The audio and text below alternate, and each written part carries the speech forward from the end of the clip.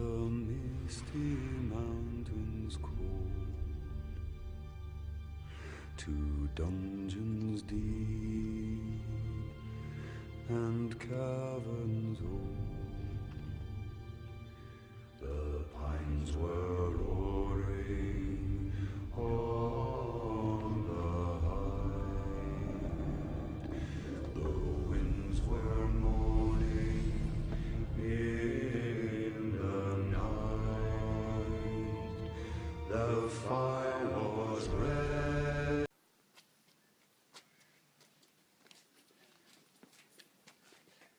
Now near enough.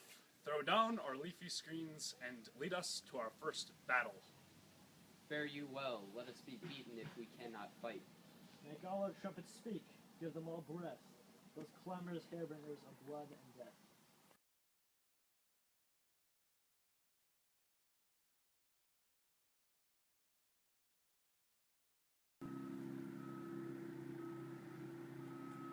They have tied me to a stake, but I cannot fly. Thou born not of a woman, such a one I am to fear, or none. What is thy name? Thou shalt be afraid to hear it. No, thou call themselves a name hotter than any hell. My name is Macbeth. The devil could not pronounce a name more hateful to my ear. Thou liest. I'll prove with my sword the lies that you speak. Swords I smile at, brandished by thou, woman born.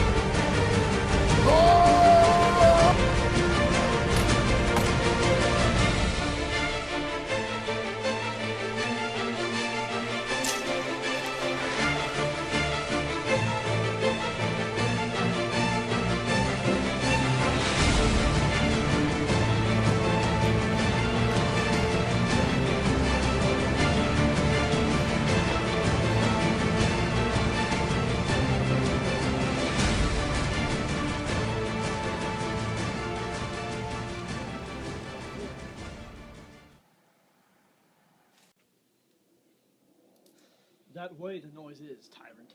Show thy face. If thou be slain, and with no stroke of mine, my wife's and children's ghost will haunt me still. I cannot strike at wretched kerns, whose arms are higher to bear their staves. Either thou, Macbeth, or else my sword with an unbattered edge, I sheath again undeeded. There thou shouldst be, by the great clatter, one of the greatest note, seem brooded. Let me find him, fortune, and more I beg not.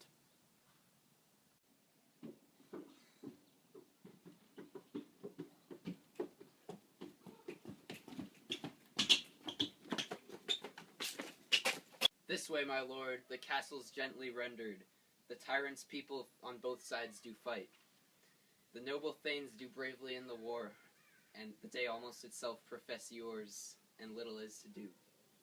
We have met with foes that strike beside us.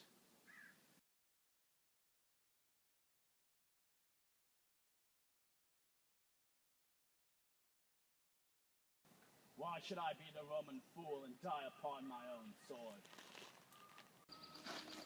Turn, hellhound, turn! Of all else men I have avoided thee, but get back thee! My voice is in my sword. Thou bloodier villain than turns can give thee out. As easy mightst thou the entrenched air, with thy keen sword impressed as make me bleed. Let fall thy blade on vulnerable crests. I bear a charmed life which must not yield to one of woman born. And let the angel, whom thou so have served, tell thee Macduff was from his mother's womb untimely ripped. Accursed be that tongue tells me so, for it hath cowed my better part of man. And be these juggling fiends no more believed that palter with us in a double sense, that keep the word of promise to our ear and break it to our hope. I'll not fight with thee.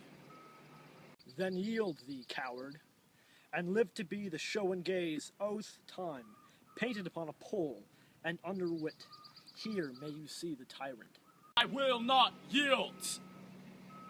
To kiss the ground before young Malcolm's feet, and to be baited with the rabble's curse, thou Burnham would be come to Dunsane. And thou opposed, being of no woman born, yet I will try the best. Before my body I throw my warlike shield, lay on Macduff, and damned to him that first cries.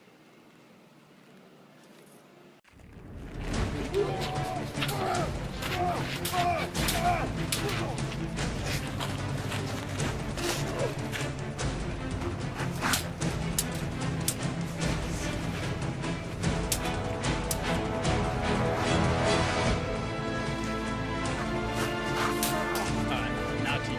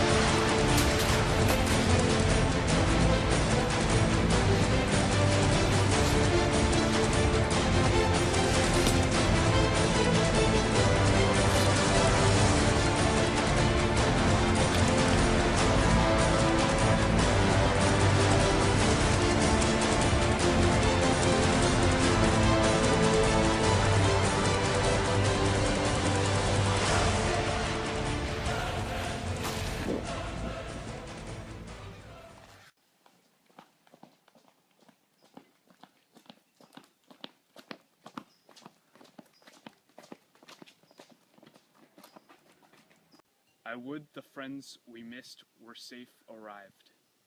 Some must go off, and yet by this I see some great a day, and this is cheaply bought. Macduff is missing, and your noble son.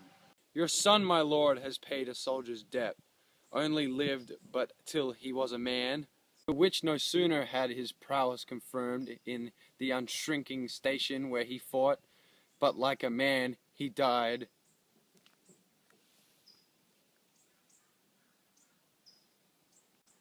Had he his hurts before? Aye, on the front!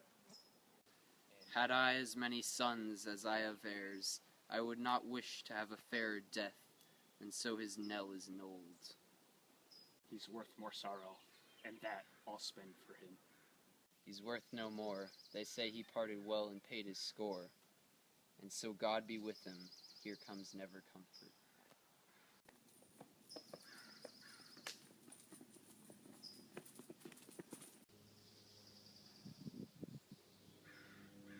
Hail, King, for so thou art. The time is free. I see thee compassed with thy king's pearl, that speak my salutation in their mind, whose voices I desire aloud with mine. Hail, King of Scotland, all hail, King of Scotland. Hail, King of Scotland! We shall not spend a large expense of time before we reckon with your several loves, and make us even with you, my thanes and kinsmen. Henceforth be earls, the first that ever Scotland in such an honor named. What's more to do, which would be planted newly with the time, as calling home our exiled friends abroad that fled the snares of watchful tyranny, producing more forth the cruel ministries of this dead butcher and his fiend-like queen, who, as 'tis thought by self and violent hands, took off her life, this, and what needful else that calls upon us by the grace of grace. We will perform in measure, time, and place. So thanks to all at once and to each one, whom we invite to see us crowned at Scone.